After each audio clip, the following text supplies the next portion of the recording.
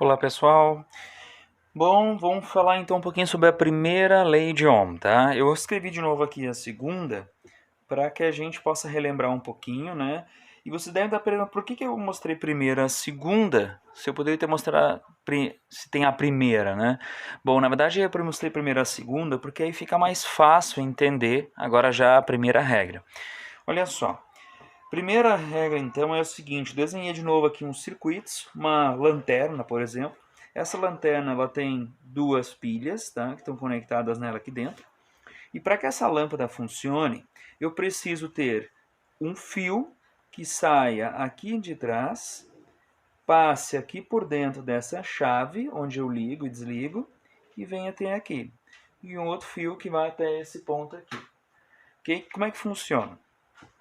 Quando você aperta esse botão, você conecta esse fio, fazendo com que os elétrons que estão ali atrás possam fechar esse circuito e circular por dentro dessa lâmpada e fazendo a volta aqui por um circuito fechado.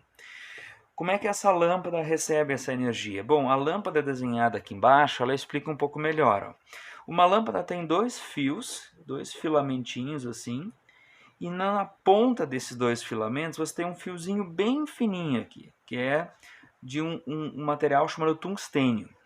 Esse fiozinho bem fino, ele aguenta uma temperatura bem alta, de até 3, 4 mil graus. Então, quando esta parte da lâmpada, vou pegar uma lâmpadazinha para mostrar para vocês aqui, ó. Quando essa parte da lâmpada aqui em cima é ligada num fio e esta parte aqui é ligada num outro fio, que no caso aqui um lado é ligado no menos e esse aqui é ligado no mais, você fecha esse circuito e aí os elétrons vão circular por dentro aqui desse local. E quando os elétrons chegam aqui nesse lugar, que é um fio bem fino, ou seja, a área desse fio vai ser bem pequenininha, eles vão sofrer uma resistência. E essa resistência vai criar calor. E esse calor vai ser tão intenso que começa a emitir luz. É como se esse aramezinho ficasse tão quente que ele emite luz por causa disso, ok?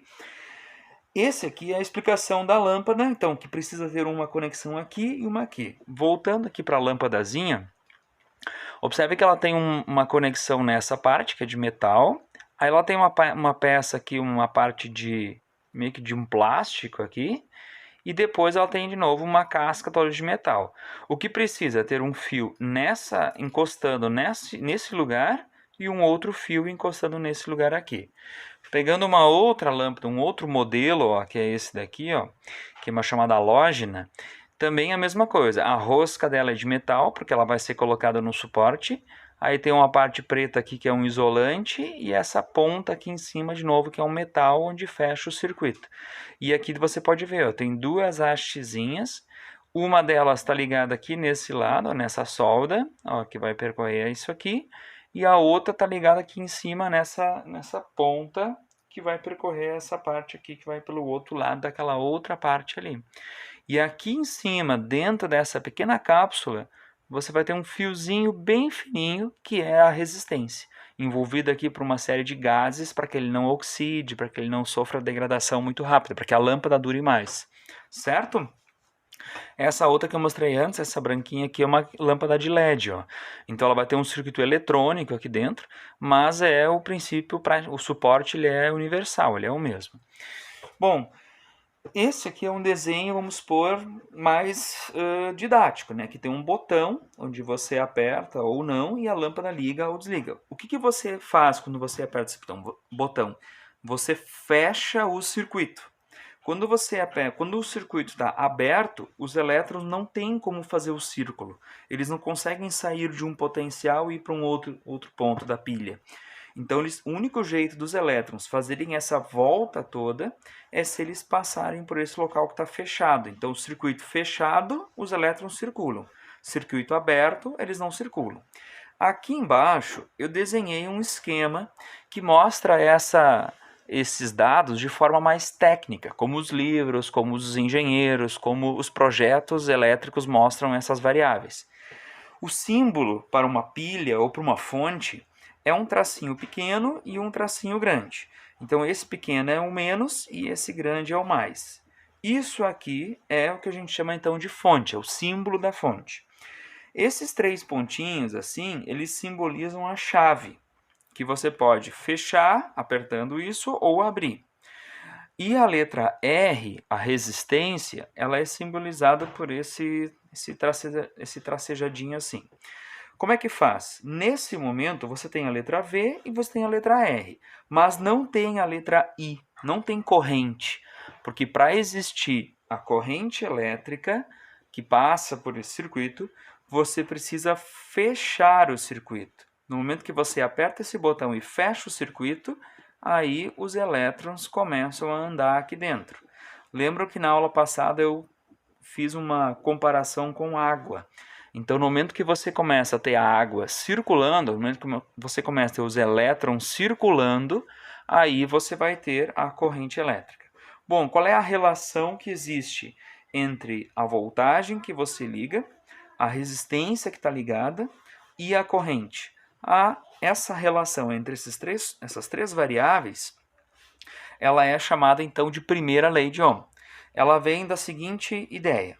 O Ohm, ele pegou a voltagem, que é a letra V, e dividiu pela corrente.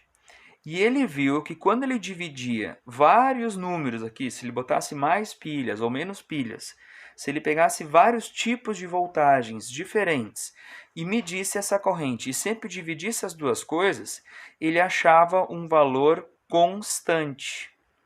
Esse valor constante ele chamou de resistência.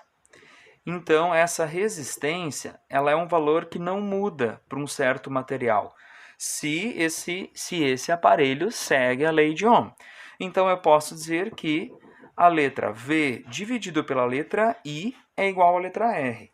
Então, escrevendo aqui do ladinho, fica V sobre I igual a R. E passando o I para o lado de lá, você vai ter que V é igual a R vezes I.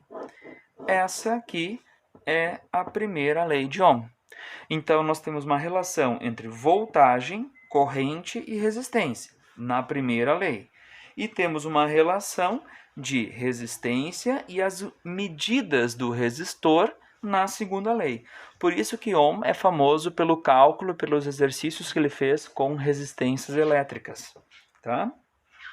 E esse aqui é o desenho técnico disso, onde isso aqui, esse é o símbolo para a fonte.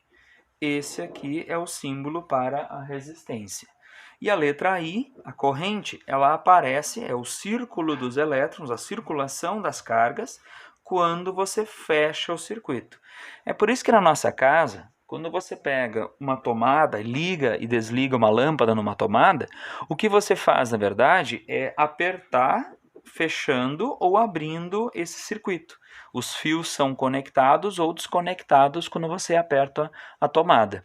Ou quando você aperta o botão num liquidificador, ou quando você aperta o botão de uma furadeira, até mesmo de um controle remoto, qualquer coisa que você aperta e que ligue alguma coisa, você está conectando e fechando o circuito, certo?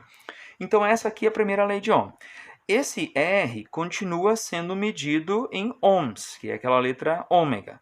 A corrente ela é medida em amperes, que é a letra I, que é A de ampere.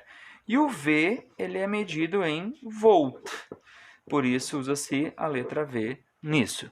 Por exemplo, 220 volts ou 110 volts. É a unidade desse número aqui.